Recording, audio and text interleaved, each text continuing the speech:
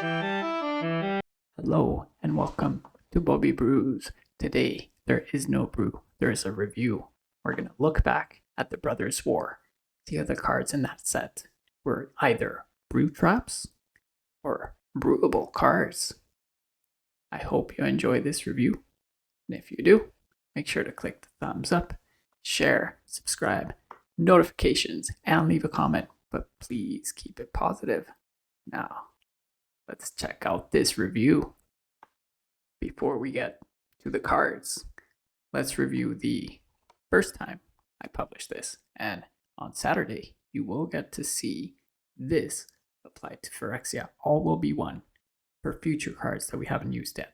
I didn't publish a video reviewing the Brothers' War, but I still had my own mental tracking of which cards I thought would be good and which ones didn't end up being so good. The criteria is, can't be an aggro card. That's not us. Sure, sometimes we have aggro sub-themes in our videos, but that's never the primary point. We're looking for combo, not aggro. On top of that, has to be part of a multi-card combo or theme deck. Can't just be a single card that just wins. Has to be something that revolves around something else or a theme. You have to build to get there. Next, can also be a non-traditional win condition. So maybe milling the opponent, or a card that says you win the game, or drawing your last card and having a Jace. Those are all valid combo cards. And the last one, extra turns of any kind.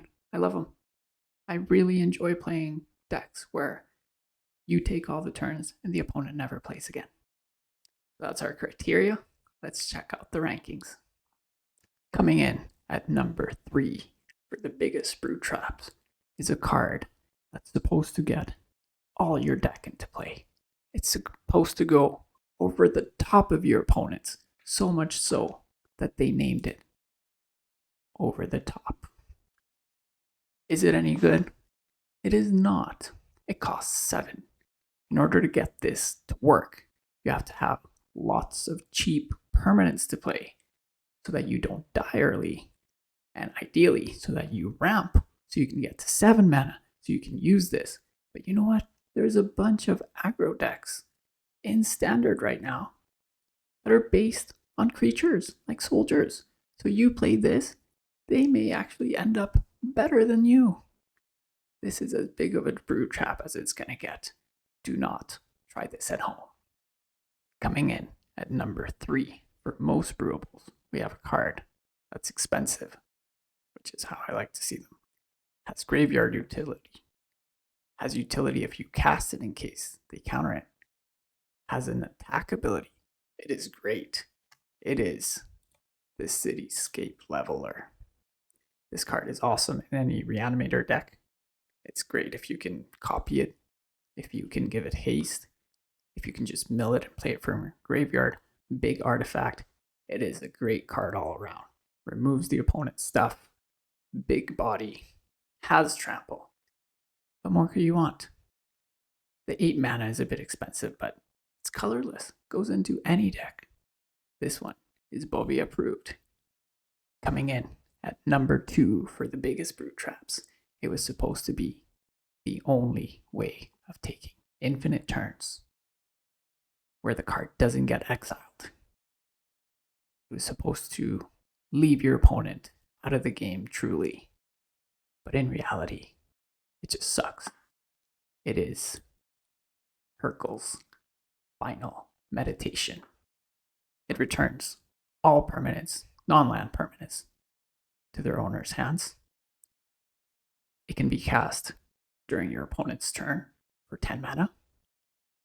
And it ends the turn, which is close to infinite turns. Yes, they can tap. They can draw if you let them. They can cast spells, instants, they can counter. I know, it's not an infinite turn, but it doesn't get exiled. So if you had a way of bringing this back from your graveyard to your hand after you cast it every turn, this is awesome. Problem is, returning everything, including your permanents, to your hand. That means if you have Omniscience and you cast this, you have to pay 3 in your opponent's turn on top of the free spell from Omniscience. And then Omniscience comes back to hand. you need to play Omniscience again on your turn and have the 3 mana left. It doesn't work. Arcane Bombardment, you get this under there. First time you cast it, Bombardment goes to hand. This is exiled. Can't use it again. I tried. I wanted to make a deck that worked with this. Awaken the Woods. They're lands. You can keep your mana producers. Sure. But how many times do those creatures just straight up die? It's too easy to kill a bunch of 1/1s when red has a spell that deals 1 damage to each creature an opponent controls. This is horrible. Do not try this. I tried mentally. I didn't even put a deck together. I couldn't figure out in my head how to make this work. It's just not worth it. Don't spend your time on it. That's it. Coming in at number 2 most brewable cards is a merge of Future Sight, which was an awesome card, and Baby Omniscience, I'm going to say. That's right. It's one with the Multiverse. This card is awesome. You can play lands, you can play spells, you can cast them for regular mana if you want, but when you get to that big mana spell that you just don't want to tap lands for, play it for free. Even better, when you use one of these to play another one of these, and to play another one of these, and then sure, that turn, you only have 1 more free spell, but once your turn comes back, you get them all again. It's pretty good. Yes, it's only during your turns. It's not a full Omniscience, but this is still a very, very brew-worthy card. One of our favorite decks with this set was Portal into the Multiverse, where we combine one with the Multiverse, with Portal, with reanimation spells. It's a lot of fun. I recommend you try brewing with this right now. Before we get into the number 1 for most brewable and biggest brew traps, I wanted to give a dishonorable mention for those cards that really should have been good, but they weren't. And in this case, I'm going after an almost full cycle, and that is the prototype mechanic. These cards should have been better. I tried blinking them. I tried reanimating them. I tried bringing them in all at once. I tried a bunch of things, and they're just not good enough. Yes, I know Seraph Angel is pretty good, and maybe another one is somewhere in my top. But in general, these are not usable. The prototype should have been better so that we could use it. 2/2 Vigilance that can pump itself, it's not bad. At a rare, may. And being able to cast a 4 mana instant or sorcery spell when you've cast 7 mana into an artifact, not worth it. Really not. But the biggest one, the biggest disappointment for me was the Skitterbim Battalion. And it's odd because it's actually not a bad card. You can play this. 3/2/2 hastes for 5 mana isn't bad. 3/4/4 trample haste for 9 mana isn't bad. But that's not what I'm complaining. If you look at most of these cards, they were built so that you were going to reanimate them. But not this one. It says, if you cast it. Why, Wizards? Why would you put that in there? That was unnecessary and uncalled for. You can't copy it, clone it, reanimate it. That's no fun. That's not brewable. It really isn't. Prototype, you disappoint me. Okay, coming in. Number 1, biggest brew traps. And it might surprise you because I built decks with all of these. And yes, I said these, so it's more than one. I showed you decks that could achieve what they wanted to do. And yet, I don't think it was worth it. In one of the videos, I actually said, you should take them out, replace them with something better. Why? Because it's just not worth the effort to meld all of these. Titania, oh, it's a huge creature. It is. I can just die to regular removal. Well, that sucks. How about Mishra? Big impact. Yeah, but you have to have 2 creatures that survive removal. This format is full of removal. It's very difficult to get them to merge. Now, interesting enough, the easiest one to merge is Urza. Why? Because one is an artifact that's pretty good on its own. Gives -5, draws 2 cards, ramps you. It's actually pretty good. And then you can just sit on it until you know they're tapped out, or you have some counter spells. You play the Urza creature, meld them right away. You get a huge planeswalker. But honestly, it takes like 9 mana to do that. By that time, you probably could have won some other way. It's just not worth the effort. So to these, I say meld, more like meld. Well, you were probably expecting it. Before we get to the number 1 most brewable card in this set, we're going to give out some honorable mentions. And which ones are those? Well, I have several. First one here, Bitter Reunion. Most people see this as a discard and draw enabler. No. There's other cards. You can do this at an instant speed. Right? Thrill of possibilities. It doesn't have to be an enchantment.